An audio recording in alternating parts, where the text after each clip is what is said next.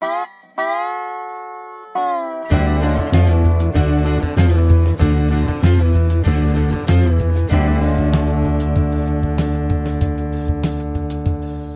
the decades following World War II, American society was gripped by a rising sense of dread over the so-called youth crisis.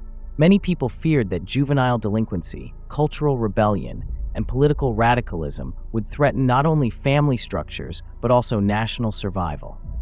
With the Cold War escalating, the fear that young people could be captured ideologically by communism, foreign religion, fascism, or secular humanism became central to both government propaganda and evangelical strategy. The social upheaval of the 1960s, characterized by the civil rights movement, student protests, and the sexual revolution, only amplified this anxiety, with many conservatives perceiving these shifts as a form of ideological contagion that threatened American values. This fear of ideological drift gave rise to a popular narrative: the youth were spiritually empty and ideologically vulnerable. This vulnerability created a dual opportunity for political and religious movements, one to defend national security, the other to save souls. Evangelicals, in particular, stepped into this moment by framing youth revival as a way to preserve civilization itself. The message to young people was clear: return to faith, and you could save not only your soul, but the future of the nation. As the U.S. government sought to strengthen ideological control over the youth, religious leaders positioned themselves as the true guardians of national values. The stage was set for evangelicals to present themselves not just as spiritual guides, but as ideological guardians, recruiting youth not merely for personal salvation, but for a national cause. Their efforts were intertwined with the ideological battle of the Cold War, positioning faith as the ultimate counterforce to the perceived existential threats of communism, atheism, and secularism. This narrative of the youth crisis was both a rallying cry and a call to action, shaping the future of evangelical youth movements for decades to come.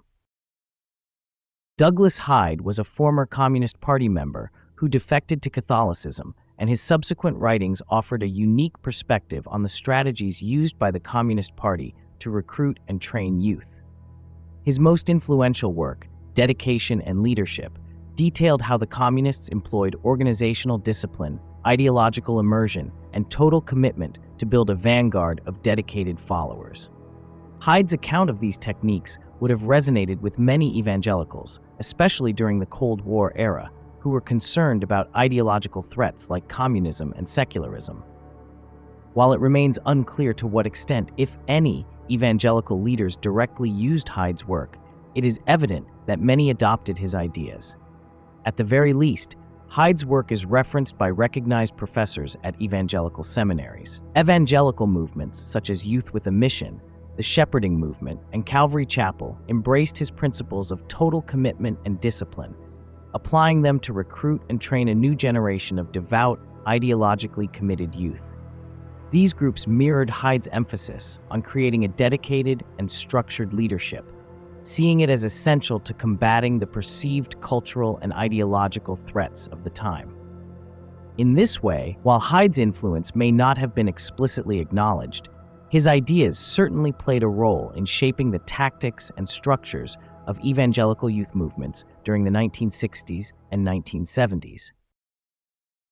Hyde detailed the techniques that communist movements used to create loyal, ideologically driven members: intense indoctrination, a sense of belonging to a greater cause, and most crucially, the demand for total submission to authority. These ideas, though secular in their original application, were quickly adopted by evangelical leaders, many of whom were caught up in the cultural and political struggles of the time.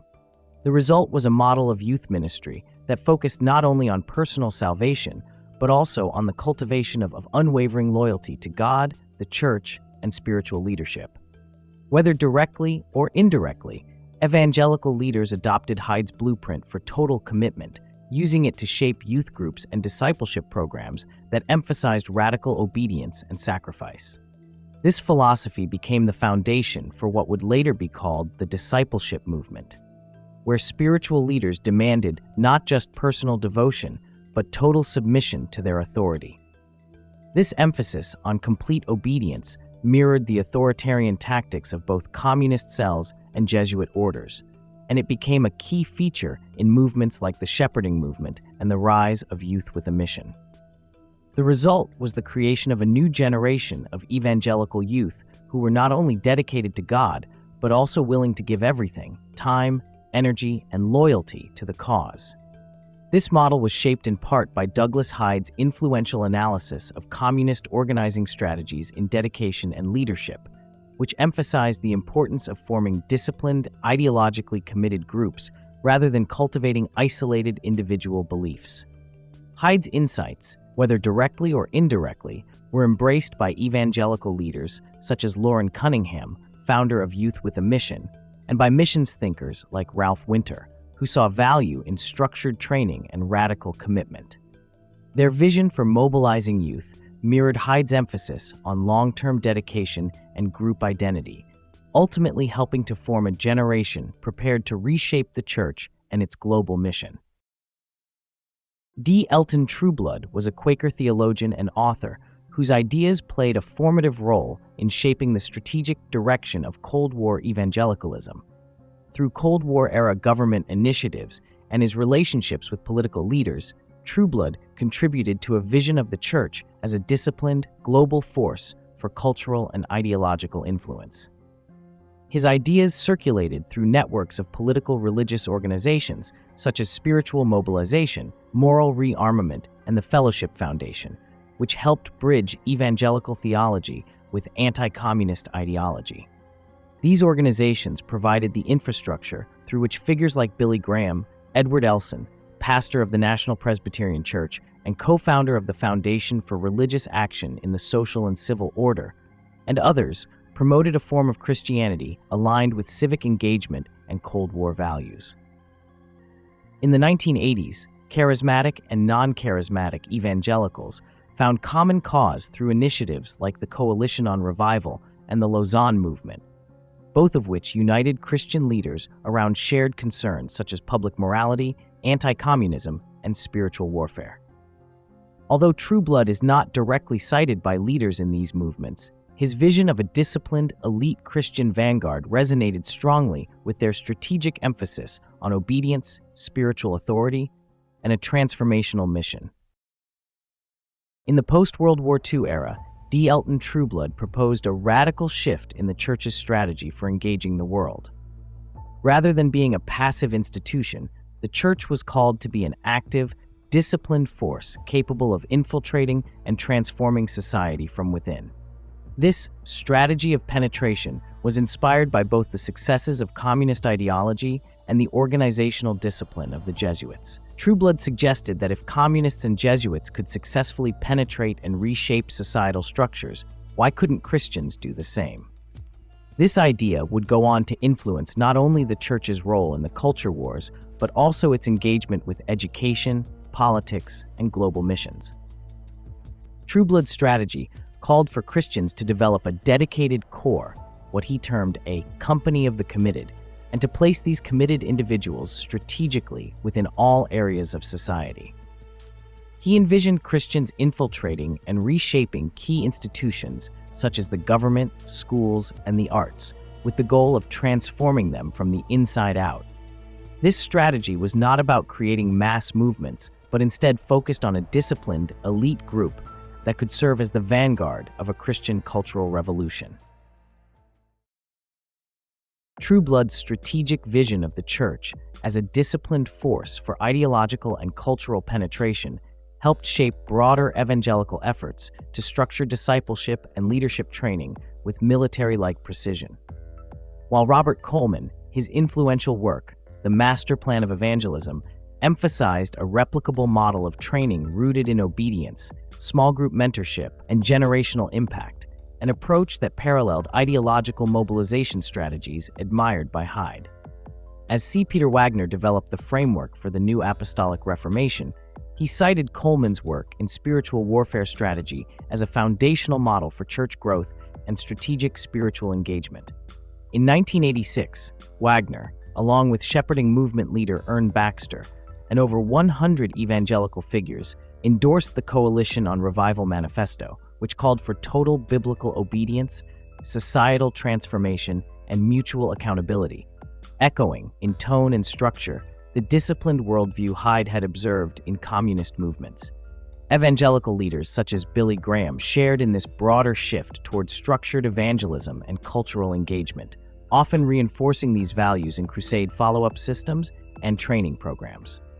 Trueblood's influence was evident not only in theological circles, but also in Cold War-era conferences and anti-communist religious initiatives, where his ideas intersected with efforts to position Christianity as a global counterforce to Marxism. The strategy was revolutionary not only in its approach to evangelism, but also in its vision for the church's role in society. The strategy of penetration would inspire later evangelical movements, including the rise of the Seven Mountains Mandate, which similarly sought to claim societal institutions for Christianity. The emphasis on disciplined, elite groups would later be reflected in movements like the Shepherding Movement and the New Apostolic Reformation, where a small, committed core of believers was seen as capable of transforming society by penetrating its key structures. Trueblood's legacy, though long forgotten, was part of a larger post-war movement in which spiritual leaders worked in tandem with policymakers to develop a religious counter-strategy to communism. From Billy Graham to the Fellowship Foundation, evangelical leaders carried forward his strategic vision. The eventual emergence of movements like Youth with a Mission, the Shepherding Movement, and the Seven Mountains Mandate would carry Trueblood's ideals into the evangelical mainstream, though often without explicitly naming him. One of the defining features of evangelical movements, particularly those shaped by the Cold War and the rhetoric of spiritual warfare, was the emphasis on public witness. Evangelicals were not content to simply practice their faith in private. They sought to make their beliefs known to the world. This public display of faith was seen not only as a form of personal testimony, but as a form of ideological warfare. By publicly professing their beliefs, evangelicals positioned themselves in direct opposition to the secularism and communism they saw as threatening the moral and spiritual fabric of society. Douglas Hyde's call for ideological commitment in dedication and leadership inspired many evangelical leaders to encourage their followers to take part in this public witness. Hyde emphasized that communist movements were successful because they demanded public commitment from their members. Evangelicals, in turn, would adopt this strategy, requiring their followers to take bold, public stands for Christ. The result was an evangelical movement that was highly visible, confrontational, and committed to making an impact on society.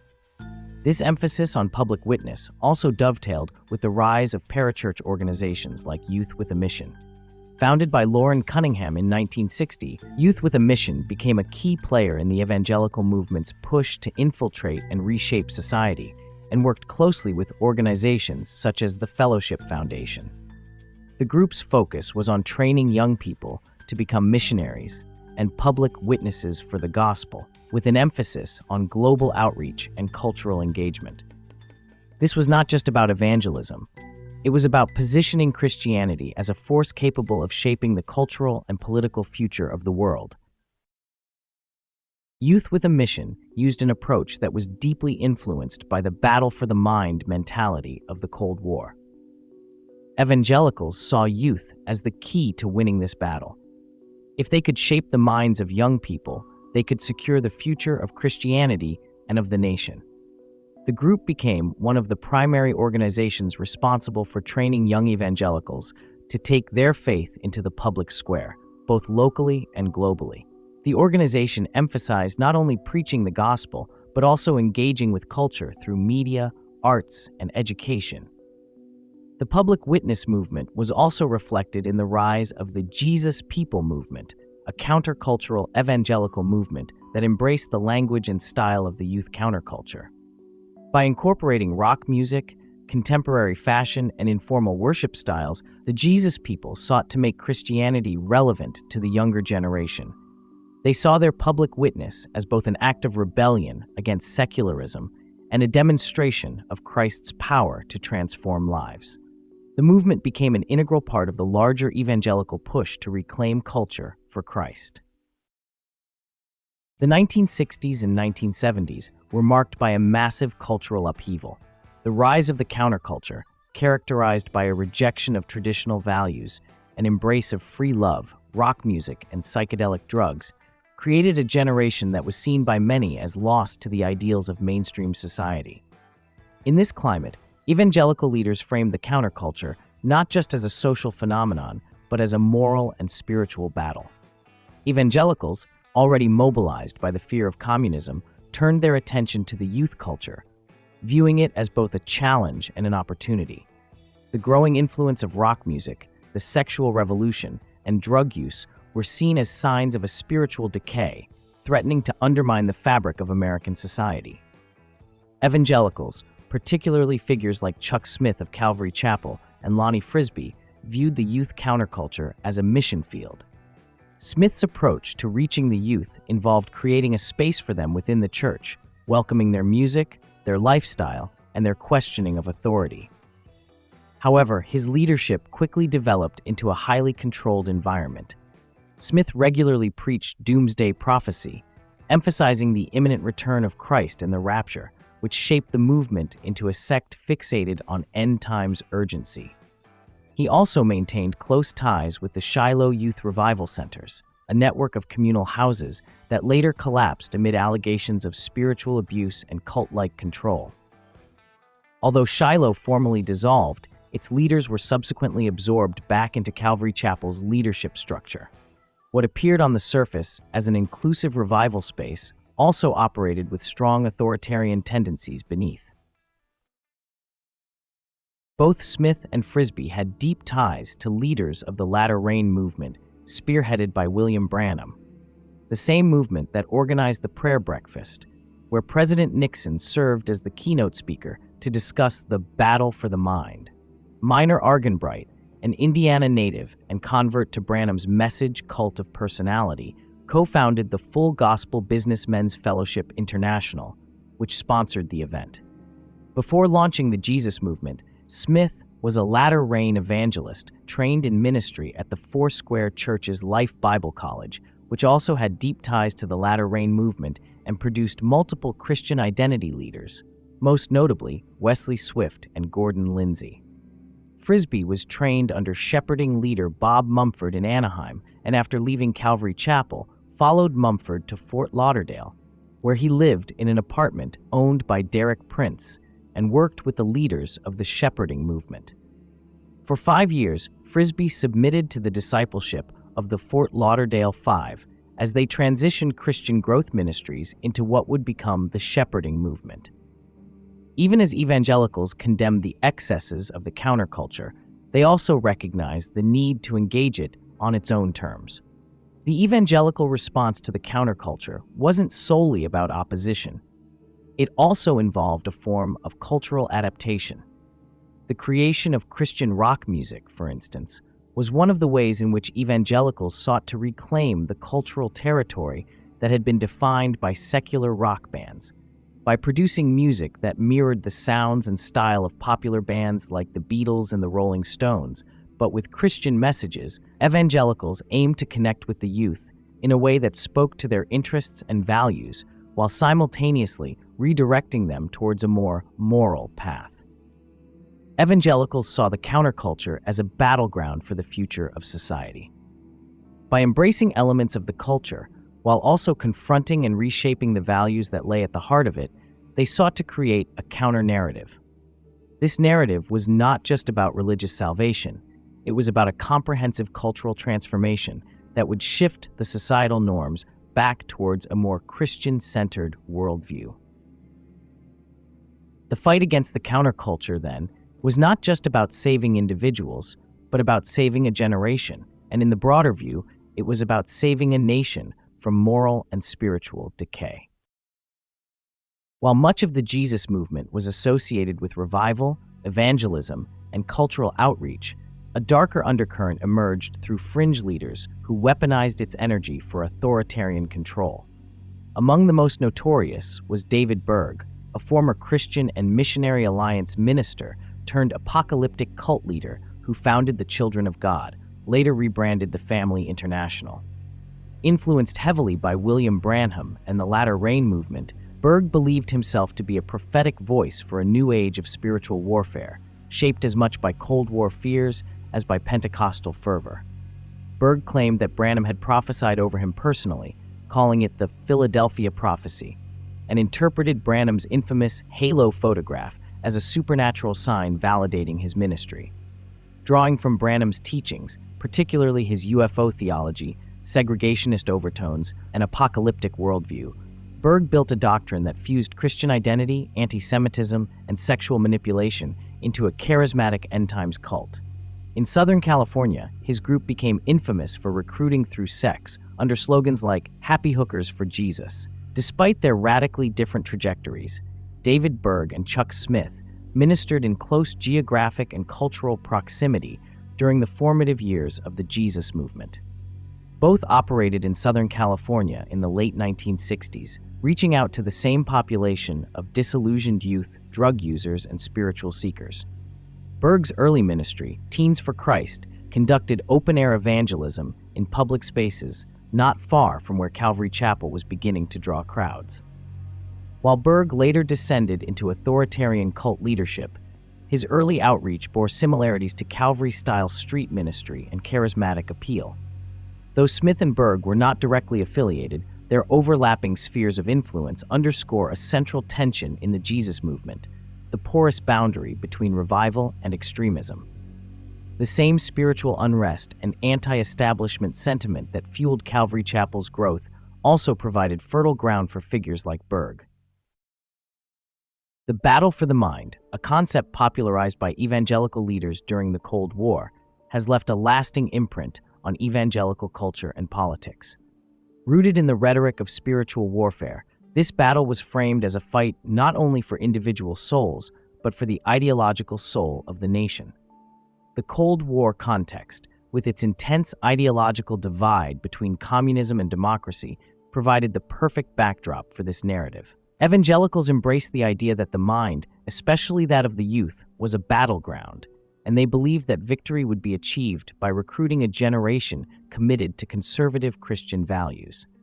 During the 1960s and 1970s, evangelical leaders drew on a variety of ideological and psychological tactics to shape the minds of young people, emphasizing obedience, discipline, and ideological purity. The battle was not only seen as a defense against secularism, but also as an offensive campaign to reclaim society from the perceived forces of atheism, socialism, and cultural rebellion. Movements like the Shepherding Movement and Youth with a Mission became key players in this strategy, creating environments where young people were deeply immersed in evangelical ideology and trained to be warriors in the battle for the nation's soul. The battle for the mind was also about the preservation of America's moral and spiritual foundations. Evangelicals feared that the counterculture, with its embrace of rebellion, drugs, and sexual freedom, would erode the values they held dear. As a result, youth became the prime target for evangelical outreach. Through revivalist campaigns, church-led youth ministries, and parachurch organizations, evangelicals sought to create an alternative culture, one that was founded on Christian principles and would stand in opposition to the prevailing social trends of the time. This battle for the minds of young people also had global ramifications. The evangelical emphasis on the ideological purity of youth was not just about winning over individuals. It was about shaping a generation that would lead the charge in evangelizing the world and influencing global politics. The evangelical movement, with its focus on spiritual warfare, began to see itself as an army of youth that could reclaim the world for Christ. The legacy of the battle for the mind continues to shape evangelical culture today. The idea that the youth are not just the future of the church, but the vanguard of a cultural and ideological movement has persisted. The emphasis on mind control, discipline, and ideological purity has given rise to modern movements like the New Apostolic Reformation and continued evangelical involvement in the culture wars. The battle for the mind remains a key theme in the ongoing struggle for the soul of America and the world.